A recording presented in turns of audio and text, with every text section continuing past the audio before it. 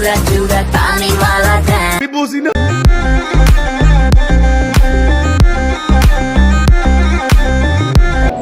Hello ভাই ব্রাদাররা, আসসালামু আলাইকুম। This is Himel, dark Himel. Welcome to dark Himel. তো সবাই কেমন আছো? আশা করি সবাই ভালো আছো বলেই তো রোস্ট ভিডিও দেখতে আসছো। যেহেতু রোস্ট ভিডিও দেখতে আসছো, নো পিন নো প্যারা, রোস্ট হবে উড়া ধুরা। তো যারা ভিডিওটা দেখতেছো তাড়াতাড়ি ফোনে হেডফোন লাগিয়ে নাও, নাহলে ফোনের সাউন্ডটা কমে নাও। কারণ তুমি যদি তোমার আম্মুর হাতে ঝাড়ুর বাড়ি খাও তাহলে আমার কিন্তু কোনো দোষ নেই, কারণ এই ভিডিওতে রাহাত মিমকে ইচ্ছা মতো দুজন হবে। চলো গুরু, বেশি কথা না বাড়িয়ে ভিডিওতে লাইক মেরে ভিডিওটা করি শুরু। আমি তো বরাবরের মতো ভিডিও দেখতেছিলাম। কিরে এমনি চাই রেছিস? আরে সালা টিকটক ভিডিও দেখতেছিলাম। তো যাই হোক, তারপর এই সুকুমারের ভিডিওটা আমার সামনে আসে।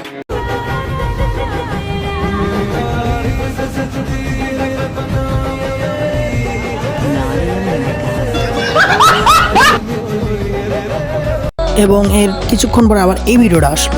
কথায় না কাজে জবাব দিব। সবাইকেই দেখে রাখতেছি, ইনশাল্লাহ এক এক করে ধরবো।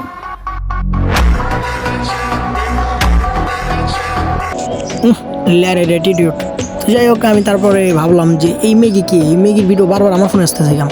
তারপর আমি তার আইডিতে ঢুকলাম। আইডিতে ঢুকে দেখি ওরে বাবা, এই দেখি প্রফেশনাল কাপল ব্লগার, এবং তার ভাতারের নাম হইতেছে বস্তি রাহাত। কিরে ভাই, এরা তো দেখি অভিনয় টিপাটিপি শুরু করে দিছে। আমি তো পুরাই কনফিউজড। আমি কি টিকটকের রাহাত মিমের আইডিতে ঢুকছি নাকি ক্রোমের হামস্টার অ্যাপের ভিতরে ঢুকছি? কইছি না 1 মাসে আমি 1 মিলিয়ন করে দিব।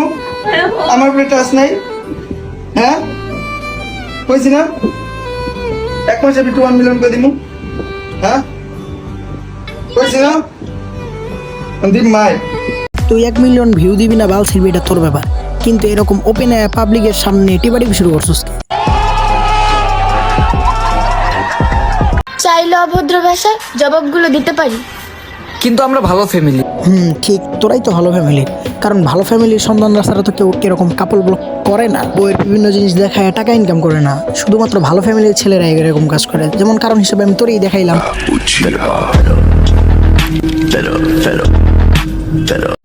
ইস, আমি যদি ছেলে না হয়ে তোমার মতো মেয়ে হতাম তাহলে আমার উপর কোনো দায়িত্বই থাকতো না। আরে সালা, তুই তো মেয়েই, তুই কি ছেলে নাকি? আচ্ছা তোমরাই বলো, যেই মানুষের ঠোঁটটা মেয়েদের মতো লাল তাকে কি ছেলে বলা যায়? আচ্ছা তোমরা কি একটা জিনিস খেয়াল করছো, তার মুখের ভিতরে কোনো পিম্পল নাই, তার মানে সে খেঁচা মারে না। মেশিন থাকলে তো সে খেঁচা মারবে। আমি তোমার ব্যর্থতার গল্প না, শূন্য পকেটে পাশে থেকে সফলতার গল্প হতে চাই। হবই না, হের পকেটে টাকা ছিল না, তাই বলেই তো বাসার হাতে প্রোটেকশন ধরা ঢুকছিল। আর সেই বাদে তুই এখনো ভুগতে আসছিস।